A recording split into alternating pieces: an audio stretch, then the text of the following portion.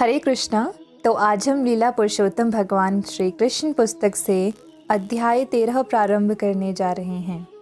ब्रह्मा द्वारा बालकों तथा बछड़ों की चोरी। जब महाराज परीक्षित ने प्रश्न किया कि ग्वालों ने अघासुर के मृत्यु के पश्चात 1 वर्ष तक उसकी चर्चा क्यों नहीं की, तो शुकदेव गोस्वामी अत्यंत प्रोत्साहित हुए। उन्होंने कहा, हे राजा, आप अपनी उत्सुकता के कारण कृष्ण की दिव्य लीलाओं को नवीनता प्रदान कर रहे हैं। कहा जाता है कि यह भक्त का स्वभाव है कि वह कृष्ण के विषय में श्रवण तथा कीर्तन करने में अपना मन, शक्ति, वाणी, कान सभी कुछ लगा देता है। यह कृष्ण चेतना कहलाती है। जो व्यक्ति कृष्ण के विषय में श्रवण तथा कीर्तन में लीन रहता है, उसके लिए यह विषय कभी नीरस या बासी नहीं होता। भौतिक कथा तथा दिव्य कथा के मध्य यही अंतर है कि भौतिक कथा बासी पड़ जाती है और कोई भी एक ही विषय वस्तु को दीर्घ काल तक सुनना नहीं चाहता।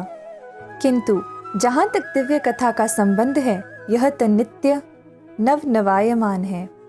इसका अर्थ यह हुआ कि कोई चाहे तो भगवान के विषय में कितना भी कीर्तन या श्रवण कर रहा हो, किंतु वह कभी थकता नहीं, अपितु वह अधिकाधिक सुनने के लिए उत्सुक रहता है।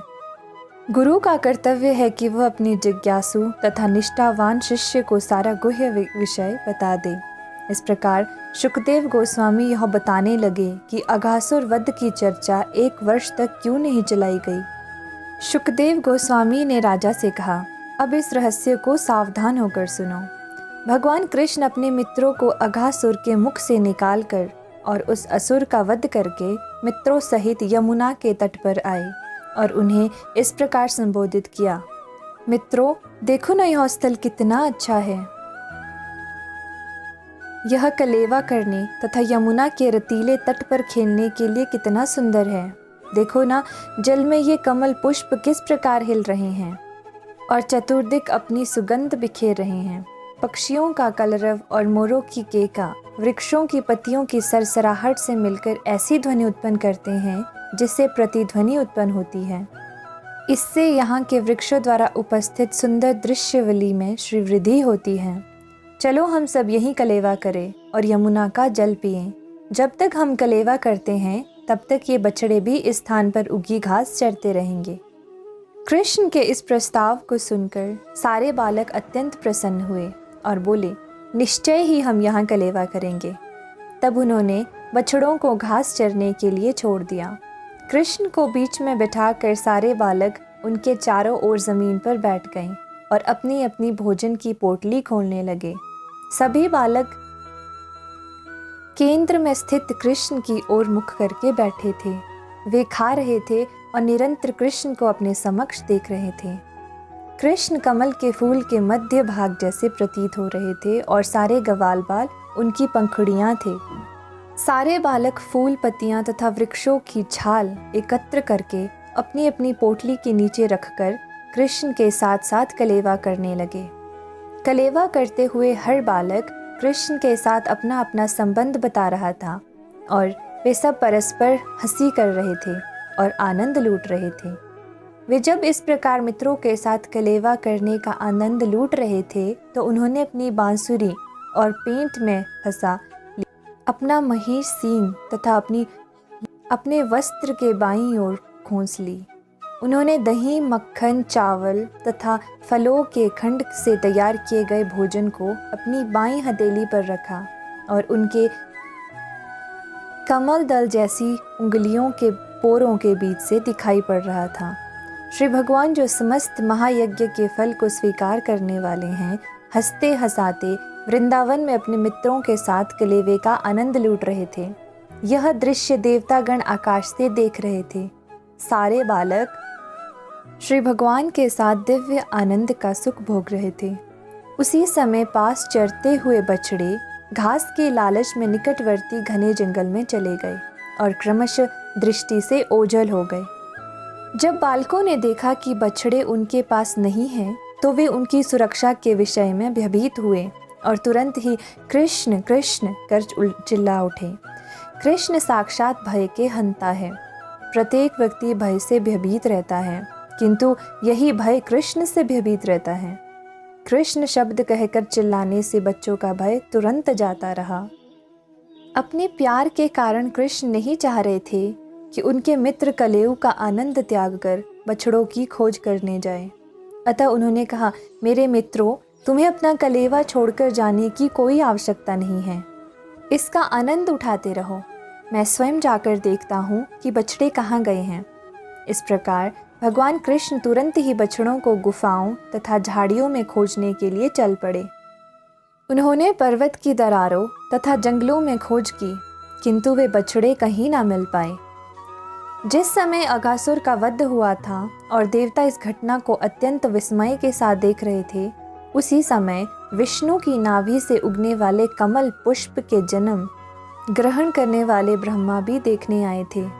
उन्होंने आश्चर्य से देखा और उन्हें आश्चर्य हुआ कि किस प्रकार कृष्ण जैसा छोटा सा बालक इतने आश्चर्य में कार्य कर सकता है। यद्यपि उन्हें बताया जा चुका था कि यह नन्हा गवाल बाल श्री भगवान हैं, किंतु वे भगवान की अन्य यशस्वी लीलाएं देखना चाह रहे थे। अतः उन्होंने सारे गवालों तथा बछड़ों को हर लिया और उन्हें दूसरे स्थान में ले गए। इसीलिए भगवान कृष्ण ढूंढने पर भी उन बछड़ों को ना पा सके। यहाँ तक कि वे यमुना तट पर कलेवा करते हुए अपने मित्रों से भी भटक गए। एक गवाले के रूप में भगवान कृष्ण ब्रह्मा जी से बहुत छोटे थे, किंतु भगवान होने के कारण उन्हें यह समझने में देर ना लगी कि सारे बछड़े तथा बालक ब्रह्मा जी द्वारा चुरा लिए गए हैं। कृष्ण सोचने लगे, ब्रह्मा ने सारे बालकों तथा बछड़ों का अपहरण कर लिया है, अतः मैं वृंदावन कौन सा मुँह लेकर जाऊंगा। सबकी माताएं अत्यंत शोकाकुल होगी। अतः अपने मित्रों की माताओं को प्रसन्न करने तथा ब्रह्मा को श्री भगवान की सर्वोच्चता के आश्वस्त करने की दृष्टि से उन्होंने तुरंत ही गवालों तथा बछड़ों के रूप में अपना विस्तार किया। वेदों में कहा गया है कि श्री भगवान अपनी शक्ति के द्वारा असंख्य जीवों के रूप में विस्तार करते हैं, अतः उनके लिए इतने बालकों तथा बछड़ों के रूप में विस्तार करना कोई कठिन काम ना था। उन्होंने अपना विस्तार उतने ही बालकों के अनुरूप किया जो विभिन्न आकृति, मुख तथा शरीर की बनावट वाले एवं अपने वस्त्रों तथा आभूषण में एवं आचरण तथा व्यक्तिगत कार्यकलापों में भिन्न भिन्न थे। दूसरे शब्दों में, प्रत्येक व्यक्ति की अपनी पृथक रुचि होती है और जीवात्मा होने के कारण हर व्यक्ति का पृथक पृथक कार्य तथा आचरण होता है। फिर भी कृष्ण ने स्वयं को विभिन्न बालकों के स्वरूप आदि में ठीक उस तरह में विस्तरित किया। वे बछड़े भी बने जो अपने आकार, रंग, कार्य में सर्वथा भिन्न थे। यह सब इसीलिए संभव हो सका क्योंकि प्रत्येक वस्तु श्री कृष्ण की शक्ति का विस्तार है। विष्णु पुराण में कहा गया है, परस्य ब्रह्मणं शक्ति, अर्थात इस दृश्य जगत में जो कुछ भी दिख रहे हैं, चाहे पदार्थ हो या जीवों के कार्यकलाप, सब कुछ भगवान की शक्तियों का विस्तार है। ठीक उसी प्रकार जिस तरह ऊष्मा एवं प्रकाश अग्नि के विभिन्न विस्तार हैं। इस प्रकार अपने आप को गवाल बालों तथा बछड़ों के रूप में विस्तारित करते हुए एवं ऐसे विस्तारों से घिरकर श्री कृष्ण वृंदावन में प्रविष्ट हुए। व्रजवासियों को कुछ भी ज्ञात न था कि क्या घटना घटी है। वृंदावन में प्रवेश करके सारे बछड़े अपनी अपनी शालाओं में चले गए और सारे बालक अपने अपने घरों तथा माताओं के पास पहुंच गए। उनके प्रवेश के पूर्व बालकों की माताओं ने वंशी की ध्वनि सुनी, अतः वे उन्हें लेने के लिए अपने अपने घरों के बाहर आ गई और उनका आलिंगन किया। वात्सल्य के कारण उनके स्तनों में दूध की धारा बह निकली और उन्होंने बालकों को स्तनपान कराया। किंतु यह दूध पिलाना अपने बालकों जैसा ना होकर भगवान को दूध पिलाने जैसा था, जिन्होंने इन बालकों के रूप में अपना विस्तार किया था। यह दूसरा अवसर था कि वे भगवान को अपना स्तनपान करा रही थी।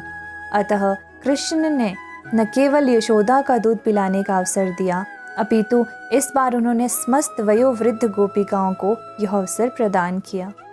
सारे बालक अपनी अपनी माताओं के साथ पूर्ववत व्यवहार करने लगे और माताएं भी संध्या होने पर अपने अपने बालकों को तिलक तथा आभूषणों से सुसज्जित करने तथा दिन भर के श्रम के बाद भोजन देने की व्यवस्था करने लगी। इसी प्रकार गायें भी चारागाहों से संध्या समय लौटी और अपने अपने बछड़ों से हिल मिल गई। बछड़े तुरंत अपनी माताओं के पास आए और अपनी माताओं के शरीर को चाटने लगे और वे भी उनके शरीरों को चाटने लगी। गौवें तथा गोपियों का अपने अपने बछड़ों तथा बालकों के प्रति यह संबंध इस तरह बना रहा, यद्यपि वास्तव में मूल बछड़े तथा बालक वहाँ नहीं थे। वस्तुतः गायों का बालकों के प्रति और गोपिकाओं का अपने बालकों के प्रति यह वात्सल्य अकारण ही बढ़ता गया।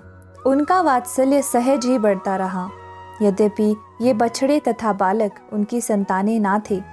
यद्यपि वृंदावन की गायें तथा गोपिकाएं कृष्ण को अपनी अपनी संतान से अधिक प्रेम करती थी, किंतु इस घटना के बाद उनका यह प्रेम, उनका वात्सल्य अपनी संतानों के प्रति भी उस तरह बढ़ गया जिस तरह वह कृष्ण के प्रति था। कृष्ण ने यह 1 वर्ष तक बछड़ों तथा बालकों के रूप में स्वयं को विस्तारित रखा और चारागाह में भी उपस्थित रहे। जैसा कि भगवद गीता में कहा गया है, कृष्ण का विस्तार प्रत्येक हृदय में परमात्मा रूप में स्थित है। इसी प्रकार स्वयं को परमात्मा रूप में विस्तारित ना करके 1 वर्ष तक वे बछड़ों तथा गवालों के रूप में विस्तारित रह आए।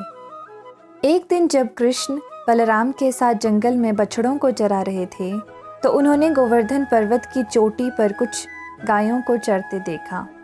ये गायें वहीं से घाटी में गवालों द्वारा अपनी बछड़ों की रखवाली होते देख रही थी।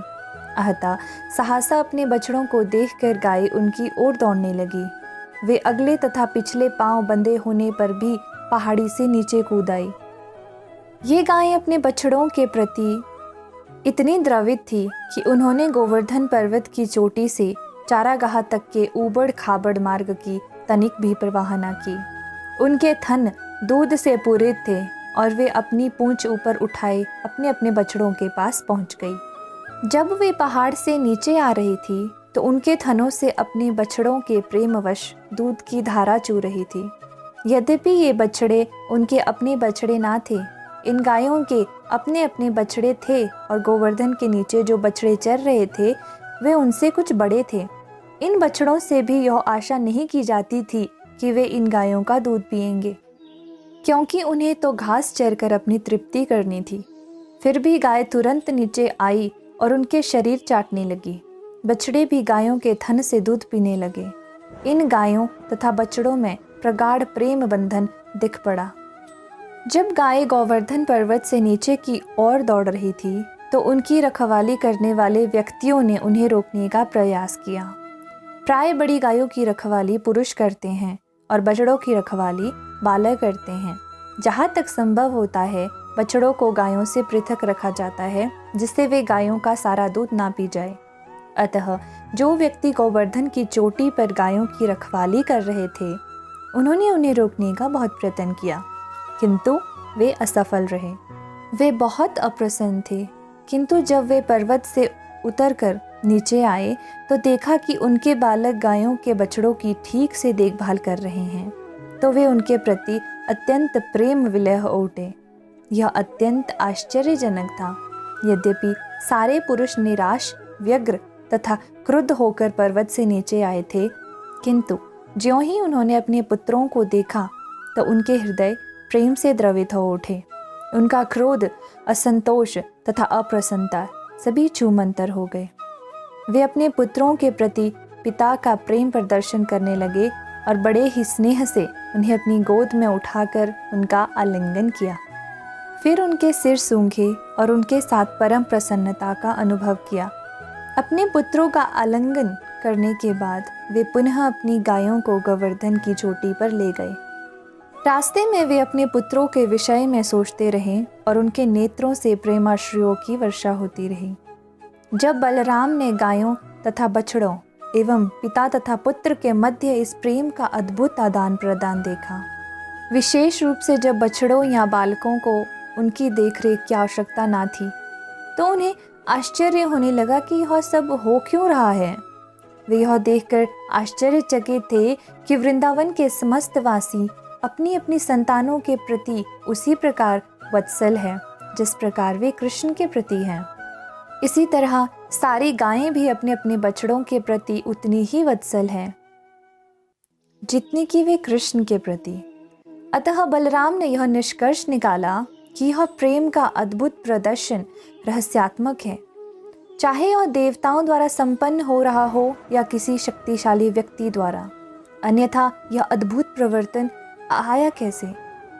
उन्होंने यह निष्कर्ष निकाला कि यह रहस्यात्मक परिवर्तन हो न हो कृष्ण द्वारा ही लाया गया है, जिन्हें बलराम अपना पूज्य भगवान मानते थे। उन्होंने सोचा यह कृष्ण द्वारा संपादित है। अरे, मैं इसकी रहस्यात्मक शक्ति को ना रोक पाया। इस प्रकार बलराम समझ गए कि ये बालक तथा बछड़े कृष्ण के ही अंश हैं। बलराम ने कृष्ण से वास्तविक स्थिति जाननी चाहिए। अतः वह बोले, हे कृष्ण, पहले मैं सोच रहा था कि ये सारी गायें, बछड़े तथा गवाले या तो ऋषि मुनि है या देवता है, किंतु अब मुझे ऐसा प्रतीत होता है कि यह सब तुम्हारे अंश है। ये सब तुम ही हो और तुम स्वयं बछड़ों, गायों तथा बालकों की लीला कर रहे हो। इसका क्या रहस्य है? वे सारे बछड़े, गायें तथा बालक कहाँ हैं? क्या तुम मुझे बता सकोगे कि इसका क्या कारण है? बलराम की प्रार्थना पर कृष्ण ने संक्षेप में सारी स्थिति बतला दी। किस प्रकार ब्रह्मा ने सारे बछड़े तथा बालक चुरा लिए थे और किस तरह उन्होंने इस घटना को छुपाने के लिए स्वयं का विस्तार किया, जिससे व्रजवासी यह ना जान पाए कि उनकी असली गायें, बछड़े तथा बालक खो गए हैं। जब कृष्ण तथा बलराम इस प्रकार बातें कर रहे थे कि ब्रह्मा एक क्षण के अनंतर अपनी आयु के अनुसार लौट आए। हमें भगवद गीता से भगवान ब्रह्मा की आयु की सूचना प्राप्त होती है। ब्रह्मा का एक दिन चारों युगों की अवधि से 1000 गुने वर्ष के तुल्य होता है।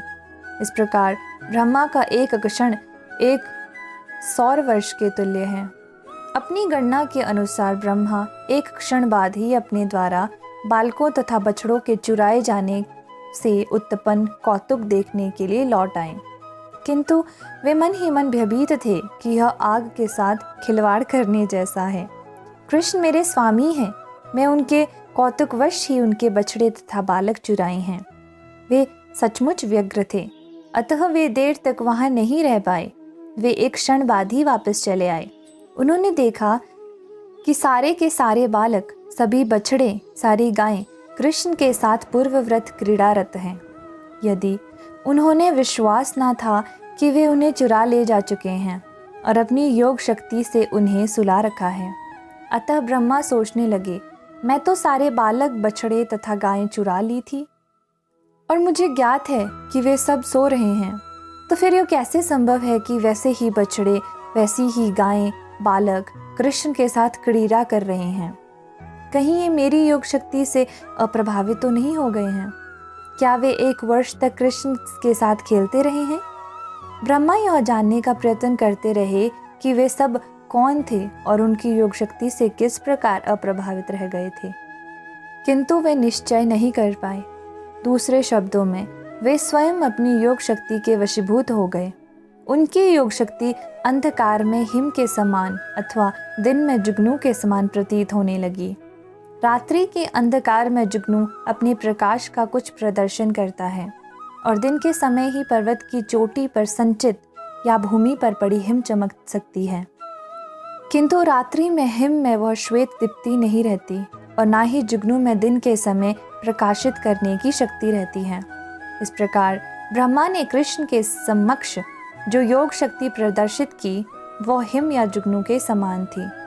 जब कोई लघु योग शक्ति वाला व्यक्ति महान योग शक्ति के समक्ष अपनी शक्ति प्रदर्शन करना चाहता है, तो वह स्वयं उसके प्रभाव को घटा देता है, उसमें वृद्धि नहीं करता। यहाँ तक कि ब्रह्मा जैसे महान पुरुष ने जब कृष्ण के समक्ष अपनी योग शक्ति का प्रदर्शन करना चाहा, तो वे धर्म संकट में पड़ गए। इस प्रकार ब्रह्मा अपनी निजी योग शक्ति के संबंध में अनिश्चित थे। ब्रह्मा को यह बताने के लिए कि ये सब गायें, बछड़े तथा बालक जो कृष्ण के साथ खेल रहे हैं असली नहीं है, वे सब विष्णु रूप में रूपांतरित हो गए। वास्तव में असली गवाल, बाल तथा बछड़े तो ब्रह्मा की योग शक्ति के कारण सोए हुए थे किंतु जिन रूपों को ब्रह्मा देख रहे थे वे कृष्ण या विष्णु के अंश थे। क्योंकि विष्णु कृष्ण के अंश है, अतः ब्रह्मा के समक्ष इतने विष्णु रूप प्रकट हो गए। सारे विष्णु रूप सांवले रंग के थे और पीतांबर धारण किए थे। सबों के 4-4 भुजाएं थीं, जिनमें वे शंख, चक्र, पद्म और गदा धारण किए थे। उनके शीशों पर स्वर्ण मंडित रतन जड़ित मुकुट थे। वे मोती तथा कर्णाभूषणों से मंडित थे और फूलों की मालाएं धारण किए हुए थे। उनके वक्षस्थलों पर श्रीवत्स का चिन्ह था। उनकी भुजाएं भुजबंदों तथा अन्य रत्नों से मंडित थी। उनकी ग्रीवाएं शंख के समान चिकनी थी और उनके पैरों में नुपुर थे। कटी में सुनहरी घंटिकाएं थीं और उंगलियों में रतन जड़ित मुद्रिकाएं थीं। ब्रह्मा ने यह भी देखा कि विष्णु के सारे शरीर पर चरण कमलों से लेकर सिर तक तुलसी दल अर्पित किए जा रहे हैं। विष्णु रूपों की अन्य विशेषता यह थी कि वे सब अत्यंत सुंदर थे। अपनी चितवन से ही वे तमो तथा रजोगुणों के सृष्टा तथा पालक प्रतीत हो रहे थे। विष्णु सतोगुण के, ब्रह्मा रजोगुण के तथा शिव तमोगुण के प्रतीक हैं। अतः इस दृश्य जगत में प्रत्येक वस्तु के पालक के रूप में विष्णु, ब्रह्मा तथा शिव के भी सृष्टा तथा पालक है।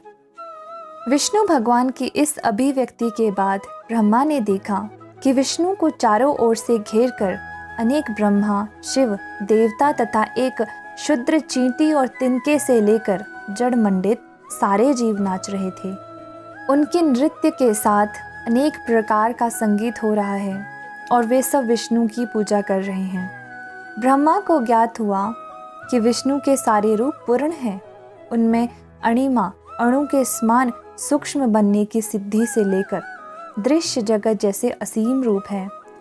विष्णु के शरीर में ब्रह्मा की सारी योग शक्तियों, शिव सारे देवता तथा दृश्य जगत के 24 तत्वों को पूरा प्रतिनिधित्व प्रदान था। भगवान विष्णु के प्रभाव से सारी अधीन योग शक्तियाँ उनकी पूजा में लगी थी। काल, आकाश, दृश्य जगत, संस्कार, इच्छा, कर्म तथा प्रकृति के तीनों गुण उनकी पूजा कर रहे थे। ब्रह्मा को यह भी अनुभव हुआ कि भगवान विष्णु समस्त सत्य, चित्त तथा आनंद के अगार है। वे सच्चिदानंद स्वरूप हैं और वे उपनिषदों के अनुयायियों के द्वारा पूज्य हैं। ब्रह्मा ने अनुमान किया कि गायें तथा बालक तथा बछड़ों के रूप में रूपांतरित विष्णु रूप किसी योगी की योग शक्ति या देवताओं में निहित किसी शक्ति द्वारा नहीं बने हैं।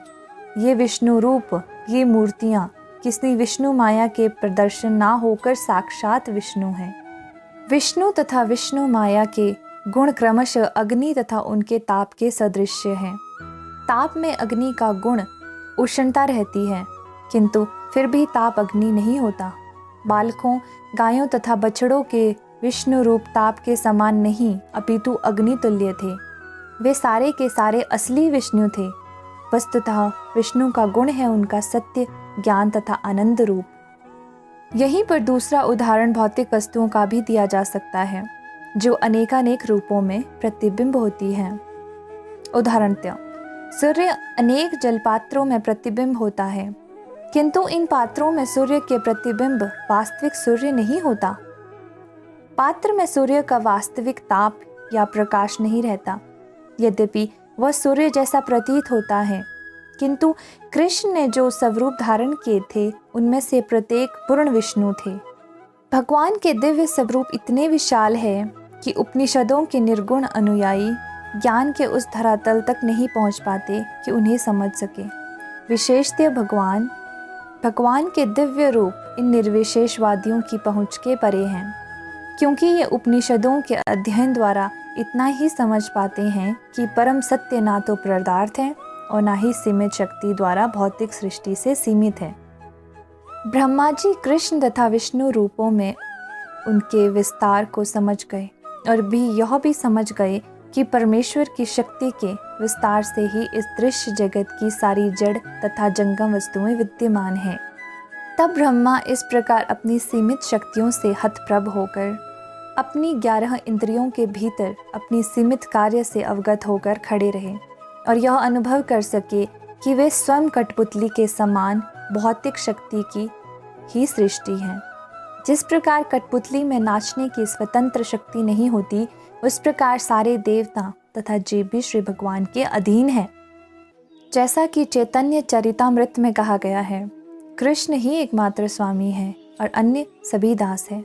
सारा संसार भौतिक तिरंगों के वश में है और सारे प्राणी तिनकों के समान जल में तैर रहे हैं, अतः उनका जीवन संघर्ष चलता रहता है। किंतु जो ही मनुष्य को यह बोध हो जाता है कि वह भगवान का दास है, तो यह माया या जीवन संघर्ष उनका समाप्त हो जाता है।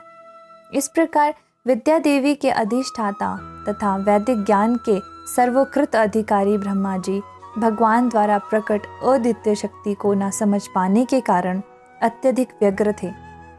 प्राकृतिक जगत में ब्रह्मा जैसा व्यक्ति भी परमेश्वर की योग शक्ति को समझ पाने में असमर्थ रहता है। वे न केवल उन्हें समझने में असमर्थ थे, अपितु कृष्ण ने उनके समक्ष जो कुछ प्रकट किया था उसे देख देख कर व्यग्र थे।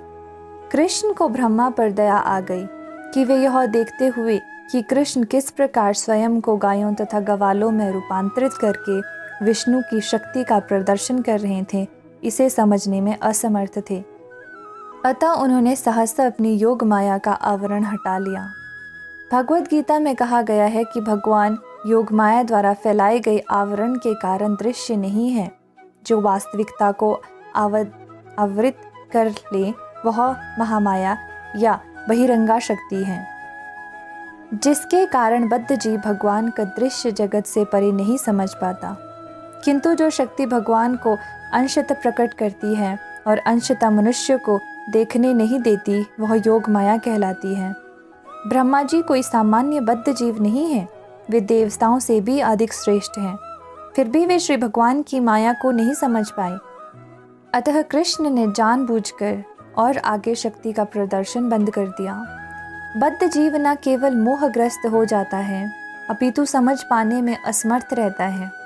योग माया का आवरण इसीलिए हटा दिया गया जिससे ब्रह्मा जी और अधिक व्यग्र ना हो। जब ब्रह्मा जी की व्यग्रता दूर हुई तो ऐसा लगा मानो वे मृतक अवस्था से जग गए। वे अपने नेत्र कठिनाइयों से खोल पा रहे थे। तब उन्होंने शाश्वत दृश्य जगत को सामान्य चक्षु से देखा। उन्हें अपने चारों ओर वृंदावन का अत्यंत मनोहारी दृश्य दिखा, जिसमें वृक्ष ही वृक्ष थे और समस्त जीवों का जीवन स्रोत था। उन्हें वृंदावन की दिव्य भूमि का अनुमान लग सका, जहाँ के सारे वासी दिव्य हैं। उन्हें वृंदावन की दिव्य भूमि का अनुमान लग सका। वृंदावन के जंगल में शेर तथा अन्य हिंसक पशु हिरणों तथा मनुष्य के साथ शांतिपूर्वक निवास करते हैं। वे यह जान सके कि वृंदावन में भगवान कृष्ण की उपस्थिति के कारण यह स्थान अन्य स्थानों की अपेक्षा दिव्य है, जहाँ न काम वासना है और ना ही लोभ। इस प्रकार ब्रह्मा ने श्री कृष्ण को एक छोटे से गवाले का अभिनय करते देखा। वे अपने बाएं हाथ में रोटी लिए अपने मित्रों गायों बछड़ों को ढूंढ रहे हैं, जिस प्रकार वे एक वर्ष पूर्व इन सब के अंतर्ध्यान होने के पूर्व ढूंढ रहे थे। ब्रह्मा तुरंत अपने वाहन हंस से उतर आए और भगवान के समक्ष इस प्रकार गिर पड़े मानो कोई सोने का दंड हो। वैष्णवों में सम्मान प्रकट करने के लिए दंडवत शब्द का व्यवहार किया जाता है। इस शब्द का अर्थ है दंड, डंडे के समान गिरना। मनुष्य को चाहिए कि श्रेष्ठ वैष्णव को सम्मान प्रदर्शन करने के लिए वह दंड के समान पृथ्वी पर सीधा गिरे। अतः ब्रह्मा जी ने भगवान के समक्ष सुनहरे दंड के समान पड़े प्रतीत हो रहे थे। ब्रह्मा के चारों शिशिरों के मुकुट कृष्ण के चरणों में छू रहे थे। ब्रह्मा अत्यंत प्रसन्नता के इस कारण अश्रुपात करने लगे और अपने अश्रुओं से कृष्ण के चरण कमलों को धो डाला। ज्यों-ज्यों उन्हें भगवान के अद्भुत क्रियाकलापों का स्मरण होता रहा, त्यों-त्यों वे बारंबार उठते और गिरते रहे। अनेक बार प्रणाम करने के बाद ब्रह्मा जी उठे और उनके हाथों से अपनी आंखें पोंछी। भगवान को अपने समक्ष देखकर वे कंपित होकर अत्यंत सम्मान, विनिमय और ध्यानपूर्वक प्रार्थना करने लगे। इस प्रकार लीला पुरुषोत्तम श्री कृष्ण के अंतर्गत ब्रह्मा द्वारा बालकों तथा बछड़ों की चोरी शीर्षक 13वें अध्याय का भक्ति वेदांत तात्पर्य पूर्ण हुआ। हरे कृष्णा कृष्णा कृष्णा हरे हरे, हरे राम राम राम, हरे हरे।